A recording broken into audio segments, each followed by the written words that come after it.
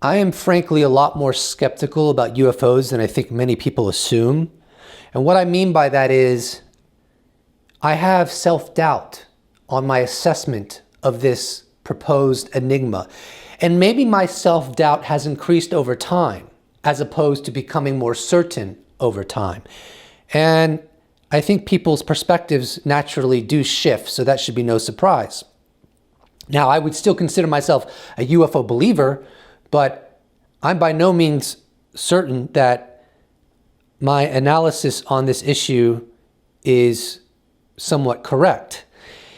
And one of the areas that I have such a hard time wrapping my head around is how could this issue have been ignored to the extent it absolutely has been over the past 74 years? How is it that a person like me is truly obsessed with UFOs, but yet most of our journalists, our institutions, our academics haven't been anywhere near obsessed with it?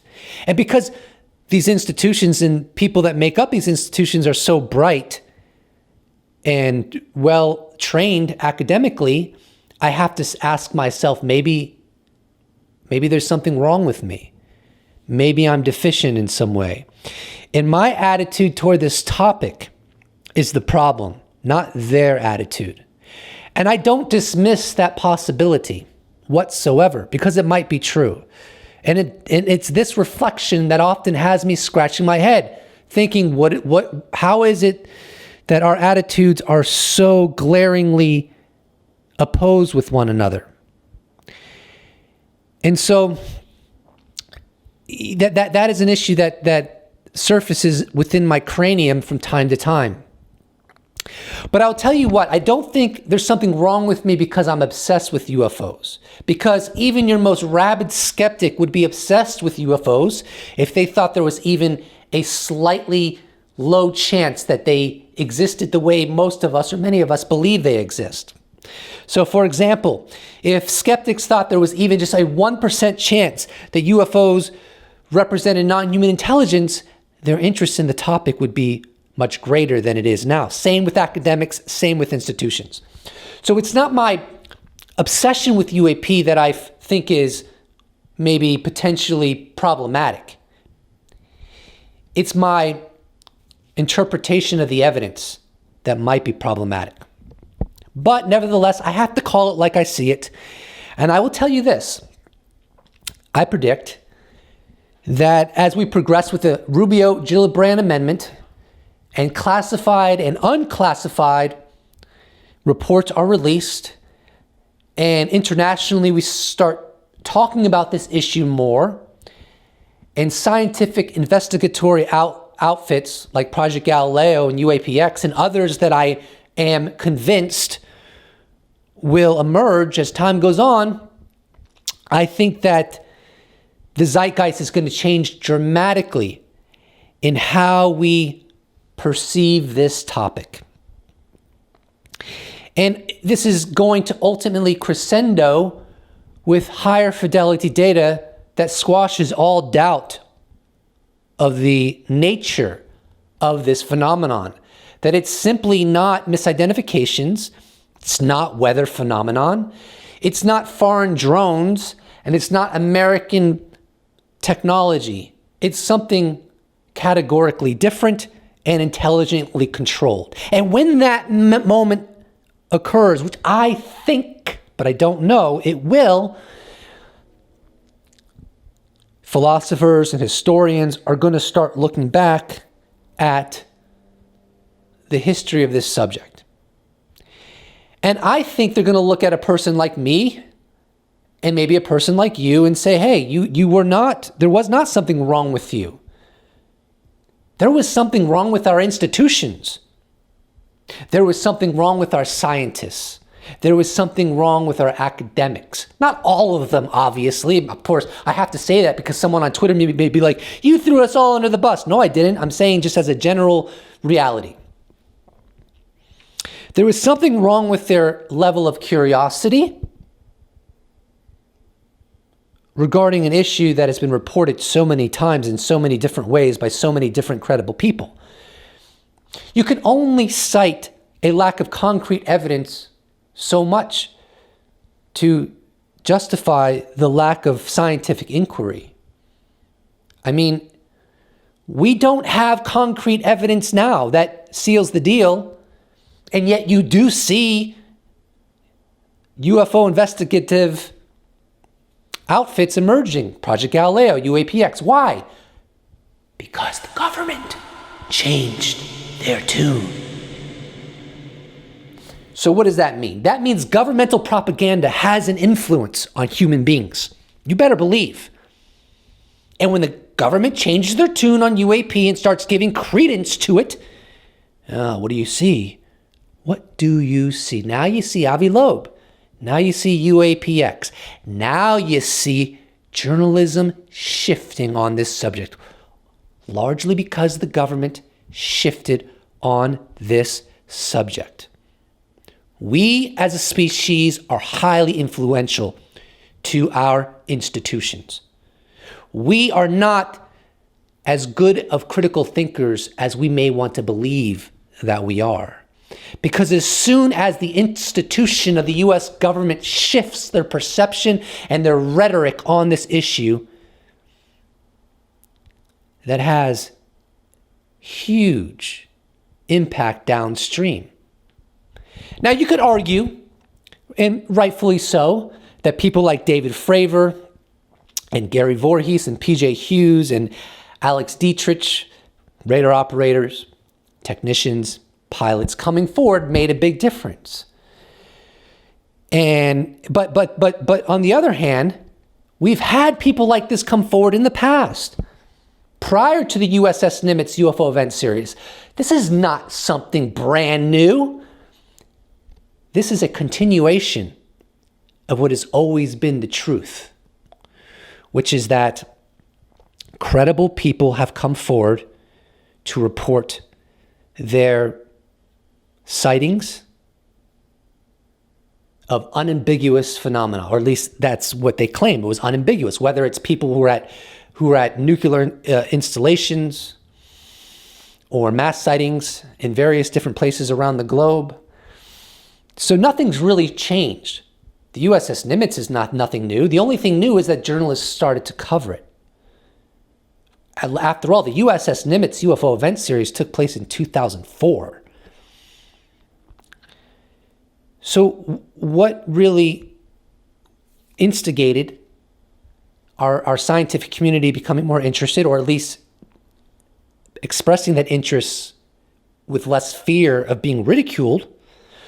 What ultimately changed with our journalists pursuing it more? A great example is Ross Coulthart. He's only recently started to pursue this issue. He is an Australian-based investigative journalist. Why? The Nimitz. Why? ATIP, Elizondo. We are products of what our institutions say we can look at and what we can not look at. And I think what's happened over the past 4 years proves that. Because now I grant you, because at this point someone may have a very fair rebuttal, which is, well, yeah, you make some good points, except that we've never been given gun camera videos before. That's a fair point. However, I will point out that those gun camera videos are not smoking gun evidence by any stretch of the imagination. They're ambiguous footage. Now, they're interesting, and I don't think you can just cast them aside, and I don't think for a second that Mick West has debunked them by any stretch of the imagination. He's presented his arguments on extremely limited data, and any experiments that he's done to support his contention, while may be scientific to some extent, it would still be woefully inadequate science. And no scientist worth their grain of salt, is that even a saying, would say, oh yeah, Mick West settled it. No, that's not scientific standards epistemologically, not even close. So what I'm trying to say here is that the biggest shift, the biggest change that has occurred over the past 4 years is we learned that when the US government said that the government stopped studying UAP in 1969, we learned that they lied about that. We learned that they've had two subsequent UAP programs, one called OSAP, Advanced Aerospace Weapons Systems Application Program, that was established in 2008, went to 2010, roughly 2.3 years, I believe. And then in 2010, ATIP got established. Now, ATIP was more of a portfolio than an official program, but still, ATIP was not like some club. And it, as far as I understand, it actually was funded in some capacity, and they had access to infrastructure within the government. So it was a real investigatory outfit within the U.S. government. And so the point is, learning that the U.S. government was studying this phenomenon, and the New York Times coming out with their article on December 16th, 2017, going over all of that, changed everything. And yet, evidence of UFOs precedes that time in history.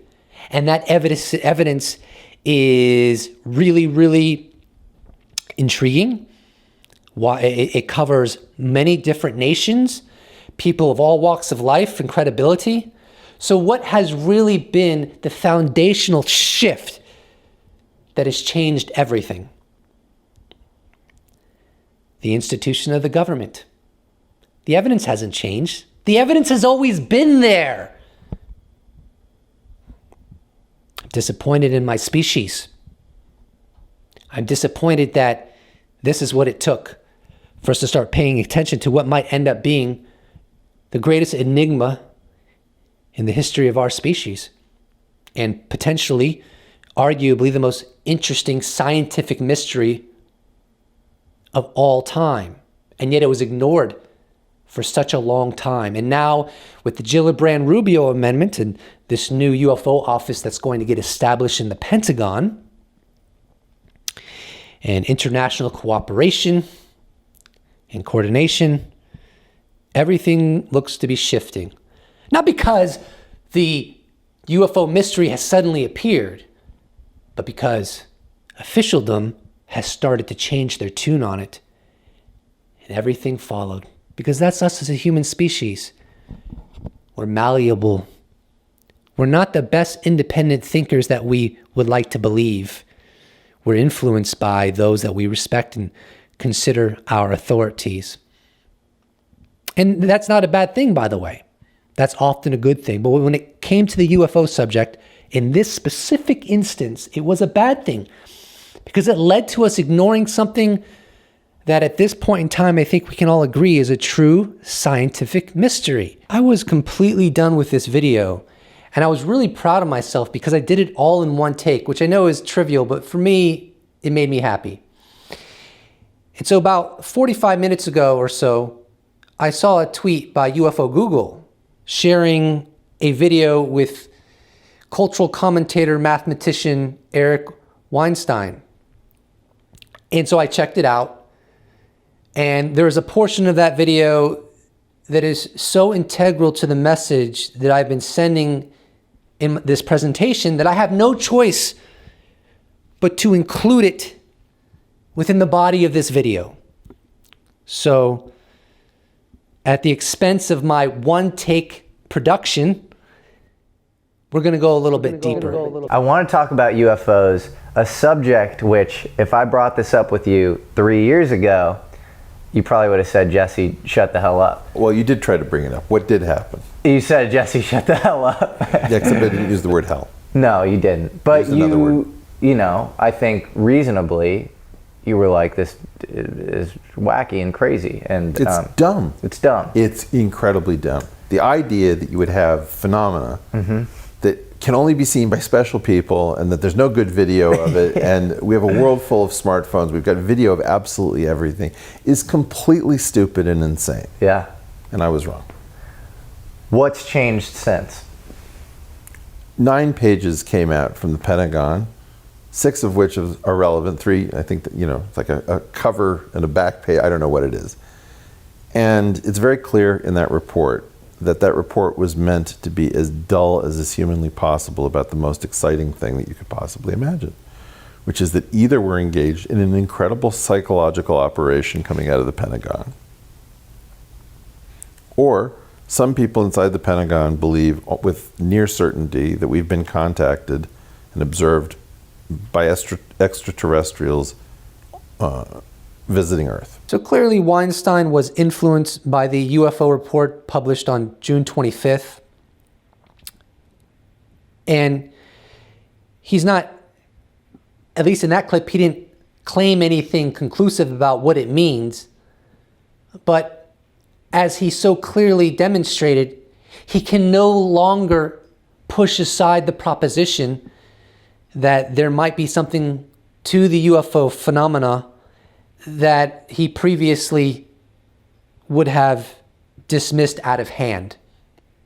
And since he is a bona fide academic, I think that speaks volumes. And interestingly enough, I found out today that he became part of the research team for Project Galileo, which I think is a big deal because they do have a lot of research affiliates, including Gary Voorhees, Chris Mellon, and Luis Elizondo.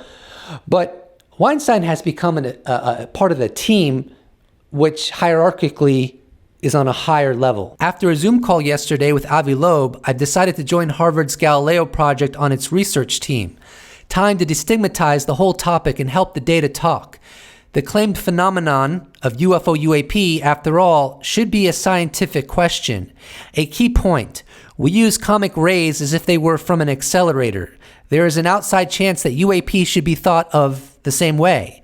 If we're hurting for new physical phenomena to analyze, some portion of our physics effort should be spent debunking or understanding UAP. Famous skeptic Michael Shermer responds to Eric Weinstein's initial tweet that I just shared. Dear Eric Weinstein, see my presentation to the group on Bayesian probabilities that UAPs equal ordinary terrestrial phenomena far more than extraordinary terrestrial ET phenomenon. Odds of ETIs, extraterrestrial intelligences, coming here, or Chinese, Russians discover new physics, very low.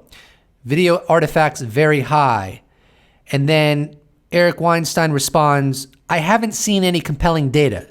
I have been told that such data exists in abundance from multiple sources that I trust. No idea how to square that. And I respond to Weinstein's comment with my own.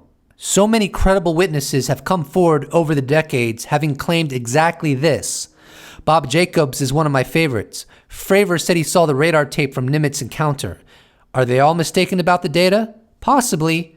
Not a bet I'd place my chips on, though. I hope you enjoyed this video. Please do not forget to subscribe. And if you'd like to support this channel, you can check out my merch shop where I sell t-shirts. You could become a patron. You could become a YouTube member. You could even give me a one-time donation. All those opportunities are in the description below. Or you could just slap a like on this bad boy and I'll appreciate it so much. Thank you so much for watching. I look forward to seeing you in the next episode. And oh, by the way, this video was done in one take. So in the comment section below, if you're still watching, which always makes me happy, write one take. I'll see you in the next episode. Special thanks to all patrons, YouTube members, those who have bought merch, those who have given me one-time donation. I couldn't do without you. Thank you so much.